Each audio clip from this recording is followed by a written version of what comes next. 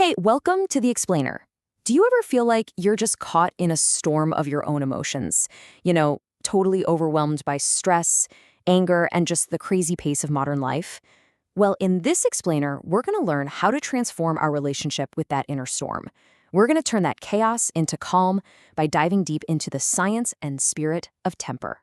So, this powerful metaphor is really where our journey begins today. It just perfectly captures that feeling of being adrift, right? Just tossed around by the waves of our own reactions with absolutely no control over where we're headed. We react to politics, to traffic, to some random comment on social media, a lot of the time without even thinking. But just imagine for a second. What if, instead of being thrown around by those 150-mile-per-hour winds inside your mind, you could find that place of absolute peace right in the middle of it all? That's the promise we're exploring today. There is a clear path from that chaos to calm. All right, so first up, let's really get a handle on the storm itself, what it's like living in our modern, high-stress, fight-or-flight world. You see, so much of this reactivity comes from living in what the source material calls a state of high beta stress. That's a brainwave state where we're on constant high alert. Our bodies are just flooded with emergency chemicals, even when there's no real danger. And here's the kicker. A huge part of this programming comes from our childhood. From birth to about age 7, our brains are basically in a state of hypnosis, like a sponge, just soaking everything up directly into our subconscious. The result? By the time we're adults, that early programming is running the show about 95% of the time, completely on autopilot. To really illustrate this, the source points to reports about President Trump's temper during his presidency. Now, this isn't to make a political point, but a psychological one. It's used as an example of how, as a society, we can sometimes operate with an emotional maturity that's, well, kind of like a kindergartner's. We react without control, and it doesn't matter what our status or power is. So if we're all running on autopilot, how in the world do we take back the controls? Well, it starts by finding that calm center and making a shift from just reacting to actually creating. And this, right here, this lays out the fundamental choice we have in any given moment. On one side, you've got the reactive mind, just tossed around by chaos. But on the other, you have the proactive mind, resting calmly in the eye of the storm.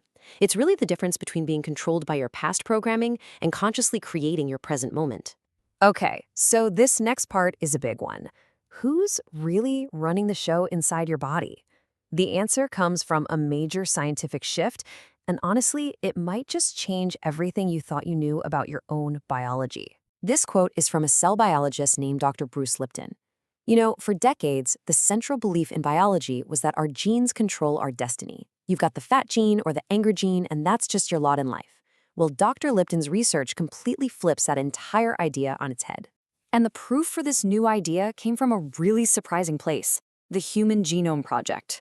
Scientists went in expecting to find at least 150,000 genes to account for how complex we humans are. What they found was only about 25,000. That's barely more than a primitive worm. This was a massive shock to the scientific community because it meant that genes couldn't possibly be the whole story. So here's the crucial point. The true brain of the cell isn't the nucleus with the genes. It's the outer membrane. That membrane reads signals from the environment. And what's the environment for your 50 trillion cells?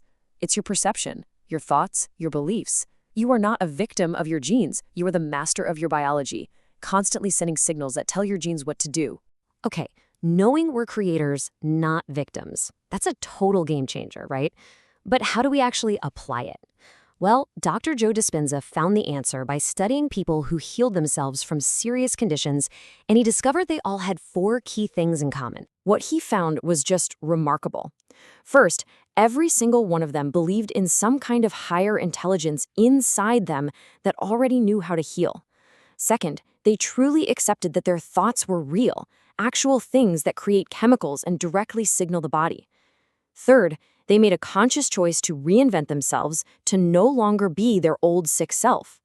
And finally, they focused on this new reality so intensely that they literally lost track of time and space. And in doing so, they were actually rewiring their brain just by thinking. So those are the big principles. But what about when you're right in the heat of the moment? Someone cuts you off in traffic and you feel that rage just bubbling up. Let's get into some powerful, actionable tools you can use right now. First, let's totally reframe anger.